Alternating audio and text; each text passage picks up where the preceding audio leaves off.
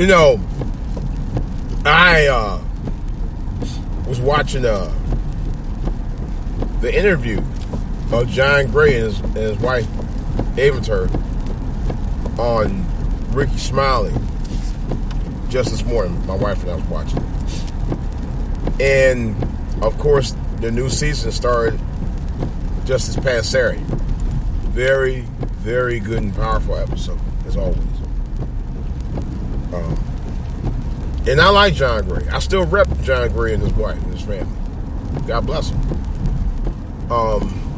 But there was some back-end foolishness a little bit with these two. But let me get into it. This is DJ Wolf Live.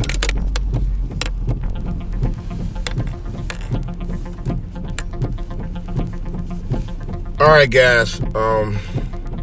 This morning I woke up and I was watching the Ricky Smiley morning show on YouTube, and they had a segment on with TV host and reality show star John Gray and his wife Avatar, talking about the purchase of that $200,000 Lamborghini. She tried to say that, you know, the stigma of Lamborghini is based on the name. No, the stigma of Lamborghini is not only its name and its reputation, but its price. Okay? It ain't everyday black people can go out and afford to buy $200,000 Lamborghinis. Okay? When you try and make up for something that you, excuse my expression, effed up. You know, come on. That's like Kobe Bryant bought a $4 million ring for his wife when he messed up. Okay? So don't use that excuse about, oh, what's the stigma behind the name that frightens people. No, it ain't got nothing to do about frightening people. The $200,000 tag frightens people. Frightens most people. Especially when you out here trying to survive and live, and you up there, y'all up there flossing. I mean, let's be real. I mean, like I said, I like John Gray and I like Avatar. I like the show, period. I like the overall meaning of the show. But lately, it fell back. John Gray was part of the Lakewood Church, who's ran by another flosser. At least he tried to pretend like he's not. Joel Osteen, okay, who a couple of years ago when they had that big flood in Houston, denied people who were flooded out of their homes the opportunity to be able to stay inside the church during the storm. Okay? Now, to me, I don't know. John Gray was an associate pastor of the church. You would have thought he would have said something about that. He never talked about that, by the way. He's never publicly talked about it. And to me, for you not talking about that, I'm kind of wondering, maybe that's the reason why you eventually left for Lakewood Church, because of what they did. But he's never publicly out of Joe Osteen about it, which I think I might have. I think at some point he should speak on it, because what Joe Osteen did at the time was wrong, as far as I'm concerned. You know, you talk about all that yin yang you're talking about, and then you didn't bother to let the people in church. And Joe Osteen is a very profitable making pastor, extremely profitable making. Now, John Gray guy's on church. I don't know if he's going to do his, because John Gray not only has a reality show that's on the Book of John Gray on OWN, very good show and I highly recommend it. But he has his own televised church program himself that was once part of Lakewood Church. I don't know if it's going to be on, if they're going to be televising him on at the new church or not. I would like to see it, though, to tell you the truth. But the criticism is really about him as a pastor and the stigma of him being a pastor spending that kind of money. Okay, flaunt. He also spoke about how they had donated some $200,000 to get their church roof fixed. That's a lot of money. That must be an awfully big church that he just took over. I'm like, it's just, I don't know. This is why sometimes I question pastors. I know of a pastor right now who's getting ready to retire, and they have 8 different functions that's going on with him within the next 2 months. I'm like, wow. This is before he gets ready to retire. It's all retirement, pre-retirement ceremonies, retirement ceremonies, all kinds of events. Maybe that's another story, but you know, they go on all out. But the flossing, there's another pastor too. It's cold in here. It's another pastor who's kind of well known in Detroit. His son is a well-known actor, was a sort of well-known actor comedian, and he was big time flossing. He was on Preachers in Detroit. I ain't gonna tell you which one it was. If you seen Preachers in Detroit, you know what I'm talking about. He was big time flossing, man. And this church had some controversies of his own. You know, I think now he could have been an investor or something like that, but even if you have a church, I think you do. If you're the kind of pastor you claim you are, I do think that you should, like everybody else, give back 1/10 of your spoils. If you talking about it, be about it. You know. Now I'm not gonna kid you. I don't exactly give 1/10 of my spoil, but I try to give enough of what I can give. Right now, and maybe when I get a couple of things paid down a little bit, I'll start giving a little bit more. You know, because I do know my church does do a lot of great stuff in the community, in the church, and they also do give away scholarships. I know, because my son was a recipient of one. You know, he earned it, and the scholarships aren't they're not a whole lot of money, but it's enough for them to support for books and all that. But it's the reason why people do give.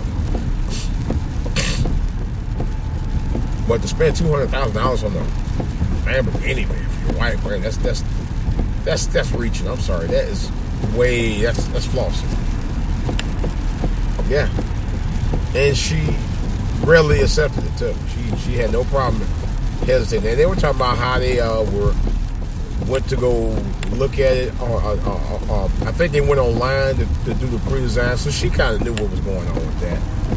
You know, so I'm like, you know, I don't know. I'm not co-signing on that. I'm sorry.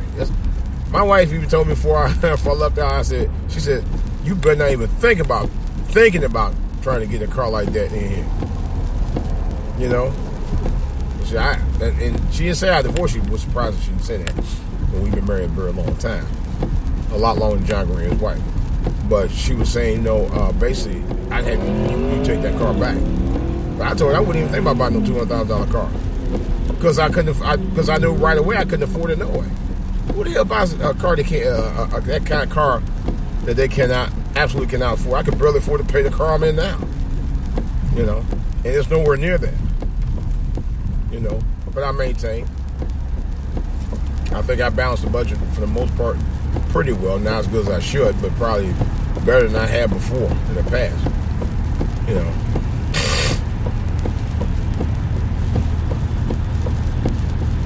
But to sit there and floss like that, I think that's because of your marital improprieties is messed up. But he did say that they were very well much on the verge of divorce, and he had to buy his way back into his marriage. Now that's the thing I really wanted to talk about. I said, if you have to do all that to buy your way back into your marriage, you just bought your wife back. You bought her back, and to me, that ain't necessarily a good thing. For every time you fucked up, and for her to take you back in, for you to get back into her good graces, you had to buy her out. Really, what kind of wife you got? Because I thought about that. They talking about, we worked it out with the Lord and all that. I said, no, apparently you worked it out with the devil, because you allowed the devil to get into your graces for you to buy out her happiness. I mean, to buy her happiness back. And that's in essence what you did.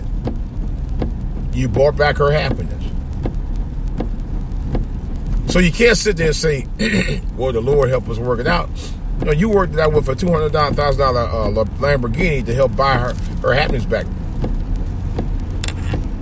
You know, that's not working out anything. You just worked out buying her happiness. Yeah. To me, that's not really working it out. You just pacifying the situation. Seriously, you are pacifying the situation of something that you messed up on. And to me, that's not really working out a problem. You're a pastor, for God's sake, trying to buy your wife's happiness back. And she allowed it.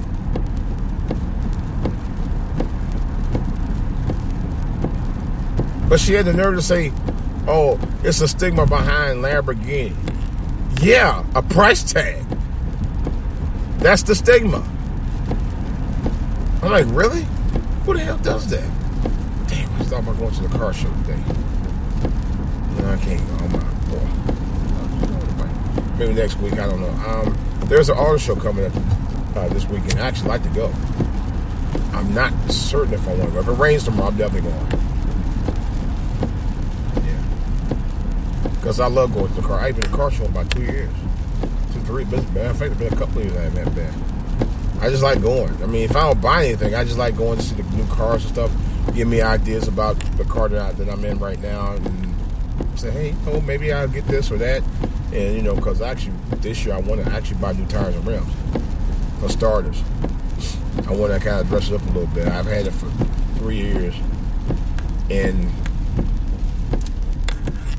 I'm not interested in selling it right now. I want to actually pay it off. But to make a long story short,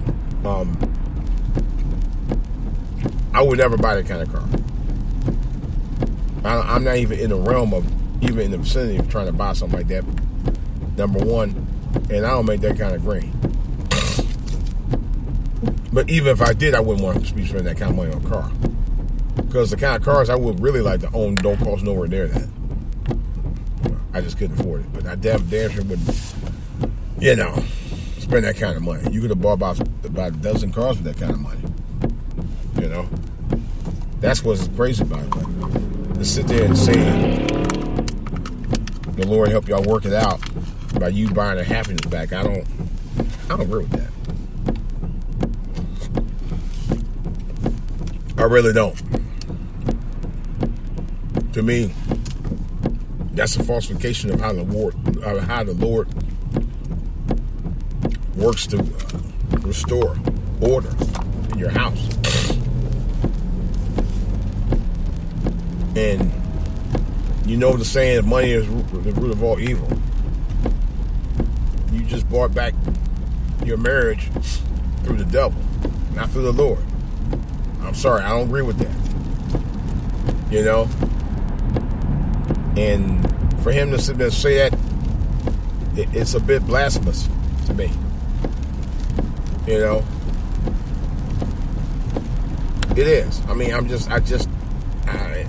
that don't set well with me, especially for a pastor of his stature. Any pastor, to tell you the truth. It don't set well at all. You know? I mean, what kind of... What are you telling your congregation? That's okay to buy happiness back when you messed up? Instead of trying to work out the differences, you had to buy your way back into the relationship? You know? That's a monetary thing. You know, I mean, what are you teaching your congregation? What are you teaching the children of the congregation? That if you buy your happiness back, everything is solid? That's wrong. That's totally wrong. I'm sorry. It is wrong all day. You know? Now, this sound quality, I just want to say to you guys, usually sometimes when I'm doing videos like this and it rains, like on a day like today, the sound quality actually diminishes a little bit. So I may do a live version of this tonight because I really want to go into this. I like to get more of a live participation on it because this is crap. And I had to do this video this morning because I was bothered by that. I had to do this podcast. This bothered me because they're basically saying you can buy your happiness back. You know, and for him to say, yeah, we work our differences through the Lord, you know, through this, to iron out our issues in the relationship is crap. I'm sorry. That's crap. That's total crap, John Gray. You know, you allow your wife to buy her happiness back from you. You know, basically you bought an expensive pacifier, so she wouldn't get on a grind about you no more. You know, that's not happiness. That's not bringing the marriage back to a happy place. That's the wrong way about it.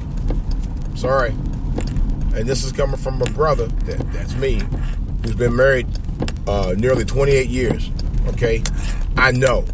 That's the wrong way about it, bro. Completely wrong. Talking about the Lord worked it out. Not like that. Nah. I don't agree with that at all. I'm sorry. It just didn't sit well when I heard that. I was like, are you serious? You know the old Bill song, which I love, is one of my favorite tunes by them. Can't Buy Me Love.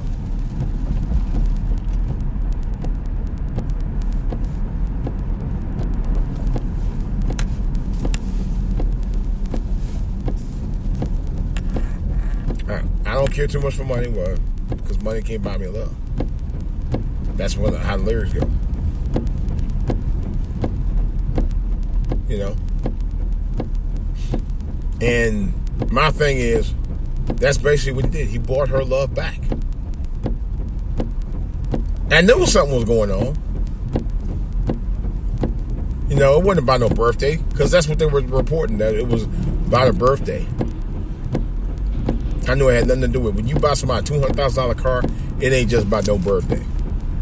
That was BS. I knew that from the start. I reported a year ago. You check out my podcast about John Gray. I knew something about it wasn't right. I said something else is going on. I said that from the beginning. I maintained that because I knew I was right. I said something about that in the water. I said you don't just every day you just buy a $200,000 car for your wife unless something else is going on. I called it. I called it from the get-go. I knew what I said. I said something about this just wasn't right to me. I knew it all along.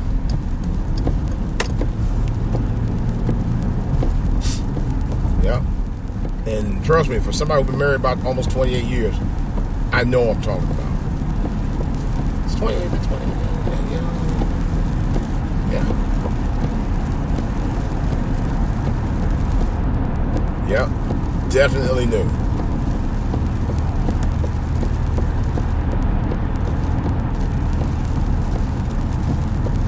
Like I said, just didn't sit well with me. You know?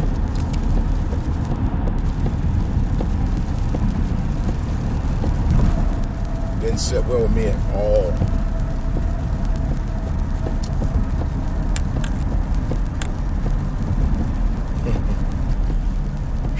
It's a funny thing, boy, to mine, I tell you.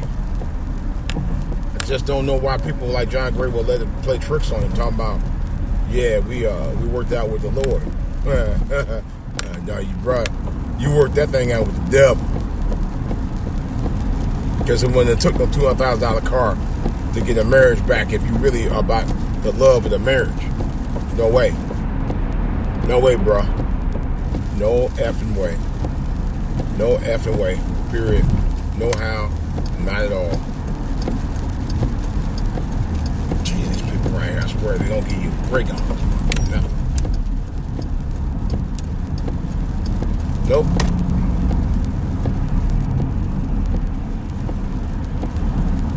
But that's the games people play. He was playing with the devil on this one. I'm sorry. Yeah. DJ Will said that. Pastor John Gray from my home state of Ohio. Born and raised in Ohio just like I was. Just like Steph Curry, so was LeBron James. We're all born in Ohio. Anyway, make a long story short, he I don't know. It just don't sit well with me. But like I said, I may do a live podcast on this and open up the phone line. I might. We'll see. We'll see how it goes. I got so much in the, iron in the fire this weekend. It's not even funny. Next, be for a while, but we'll see. I may do a live podcast on this. Because, like I said, mainly because this is the sound quality. I'm hoping the sound quality is okay. If not, I might go and do a live one anyway, because I really want to get into it, because this is something I think needs to be addressed. This is why a lot of young people don't like church. You know, they want something that's real.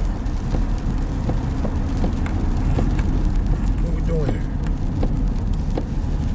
They want something that's real. Make a big damn line. Jesus Christ. People out here, I swear, they don't know how to drive with 2 cents.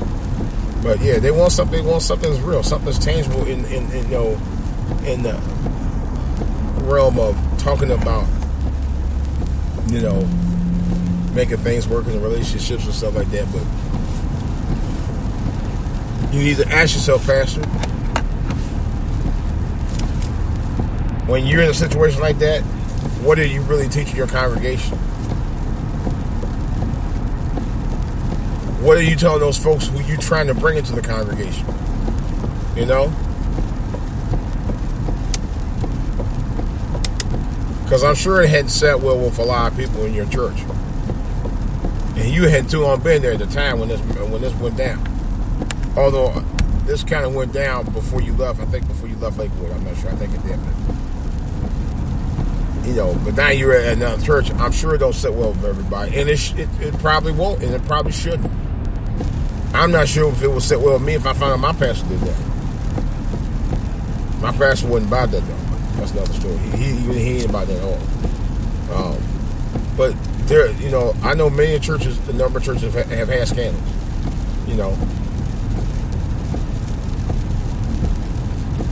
But in the case of something like that, to me, I'm like I said, just rub me the wrong way.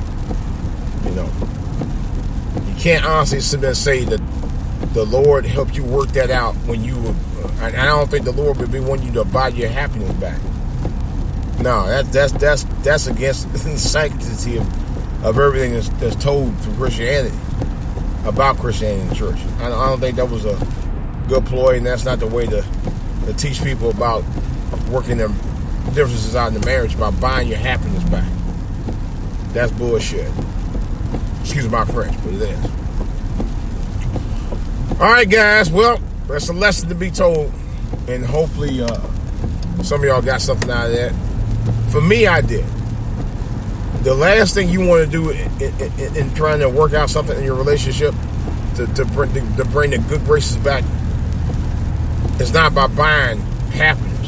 But let me put it like this. It's not about buying a $200,000 car, okay? That's crazy. If all of this is to buy her a giant trinket to get back her good graces, then you ain't really worked anything out. All thing you worked out was her gold digging type of ways. To me, only thing you working out is buying her happiness. It may not necessarily mean she's happy. She's just glad that you pacified for a little while. That's all there's to it. All right, guys, this is DJ Wolf. I got more to say on the back burner. For those of you who actually have MPCs, 2.5 for live and 3.0 or 3.1 for the Akai Force. Just want to let you know. I got some music where I'm working on right now. I've actually did about several tracks, but I'm in the process of trying to piece them together. It's only thing about, like I said, I'm talking about the NPCs as far as that goes. It's when you're doing music, producing music, it takes time. I ain't gonna lie, it really does take time. It takes a lot of time. I wish I had more time to do it. I would have a nice little album worked out by now. I usually do some of my stuff on GarageBand too, so that's another story. Nevertheless, the lesson learned here is you can't completely work a marriage out by buying it back like that. If that was the case, most people wouldn't get divorced. This is DJ Wolf. I'm out.